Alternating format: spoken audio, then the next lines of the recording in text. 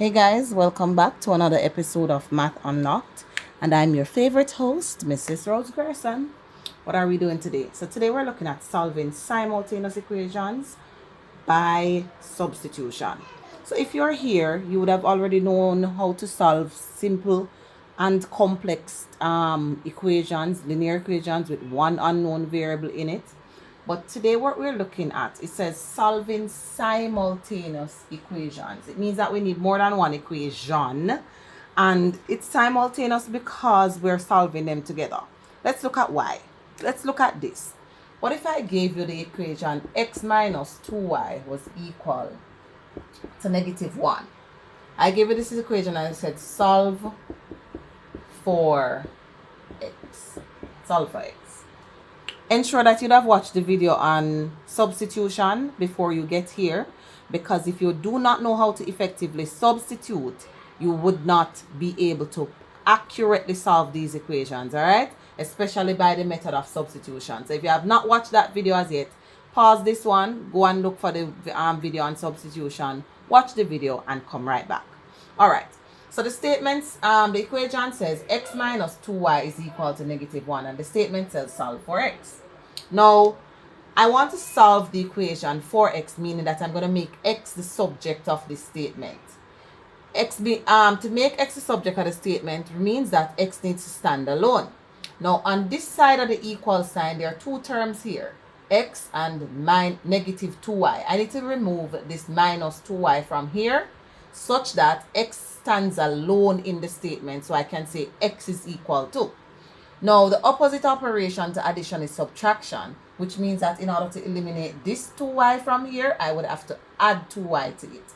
So I therefore add 2y, but remember it's an equation, it was equal. So if I change this expression here, I have to change that expression there as well. So the new statement would be that now x is equal to -1 plus 2y.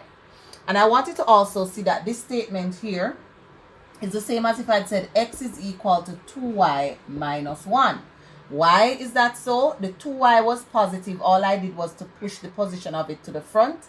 The 1 was negative, and I pushed that position to the back. So these two statements are the same. I did not cancel the 2y. I just made a rearrangement by placing it at the front of this expression here and place the 1 to the back. And I want the order of which I write this these numbers to be the ones with the variable to the front and the constants to the end. So now I know that x is equal to 2y minus 1. But that doesn't really tell me the specific value of x, because the value of x is going to be dependent on the value of y.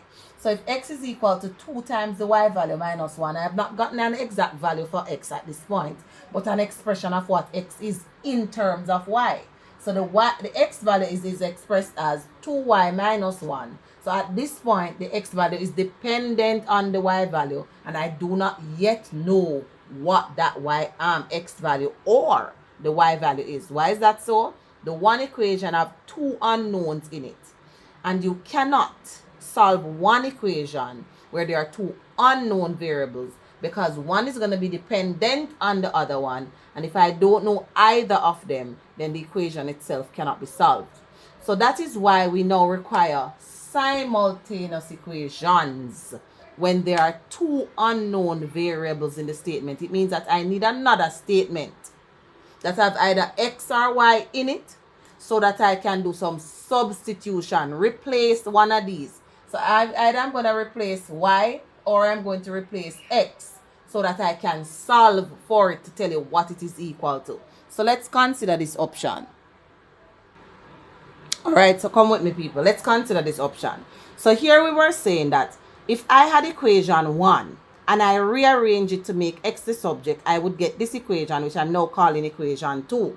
But for this equation, I do not know the exact value of x, because the value of x is going to be dependent on the value of y, and y could take on so many different values, which means that the value of x would take on so many different values as well. So if I want to know an exact value of x, which is now going to depend on the exact value of y, what I'm going to do is that I have to have another statement that tells me something else about x and y in order for me to find what that value is. So we're now going to be using equation 3. Now notice in equation 3 says 3x plus 2y is equal to 13. Here we are now going to apply the whole concept of substitution. Now, in the two equations that I now have, there's both x and y in it. But why am I doing a substitution? I want an equation with one unknown variable in there. But I notice that x is written as an expression of y. So x is equal to 2 times the y value minus 1. In this equation that we have introduced to help us to solve the one above, we're seeing that it says 3 times the x value plus 2 times the y value is equal to 13. Since the x value here is the same as the one up there, and the y value here is the same as the one up there, we're therefore saying that if I want an equation down here that has only either x in it or y in it, but because I solve for x up here, I'm going to substitute x for what the expression says x is equal to. Now look at what happens when I do that. Since 3 was multiplying x, I'm going to say 3 is multiplying what? I'm going to do is substitution for x. X is equal to 2y minus 1. So I'm going to replace x with 2y minus 1. That was not the only thing in the statement here now. We also had plus 2y is equal to 13. I had an equation. This equation now has only one unknown in it, and that was the aim of the substitution. Because I cannot solve the equation with two unknowns, we're going to substitute one of them, and in this case we're substituting x, because from the above equation I wrote what x was equal to. So since x has a substitute, x is equal to 2y minus 1, so we're taking this x and we're putting it as 2y minus 1. Notice I didn't leave the 3, because in the second statement down here, it was 3 times x and not just x. Now we're going to go ahead and expand. 3 times x will give us 3 times what 2y will give us 6y. Remember that the 3 is not just multiplying the first term, it's multiplying the entire bracket, because the entire bracket was x. So 3 will also multiply negative 1 there, so it goes minus 3 plus the 2y is equal to 13. We're going to simplify our expression.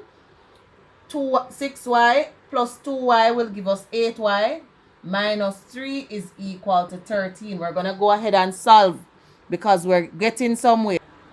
Now that we're at our nice little simple equation, because we're simplifying it in order to solve it. So now we're here. We added the 6y plus the 2y, and the minus 3 still here because these are not like terms. So now we want to get rid of this 3. What are we doing? We're solving for y. The equation has y as the unknown variable. It's the only unknown variable, so we can solve it to get y as the subject now and find out the exact value of y. So we're going to add 3 to this side and balance the other side by adding 3 as well. So this cancels that to give us 8y is now equal to 16. We want to find the value of y, so we're going to divide by the 8 to cancel that from here. We're dividing the other side as well to balance. Remember, it's an equation. You're going to balance by ensuring that you do the same thing to both sides. So now we have y is equal to 2. No, notice now here, we have an exact value of y. We know that y is equal to 2 in the second statement. So we substituted x such that we no longer have two unknown variables in the one statement, but just one unknown. So we have now solved for what y is.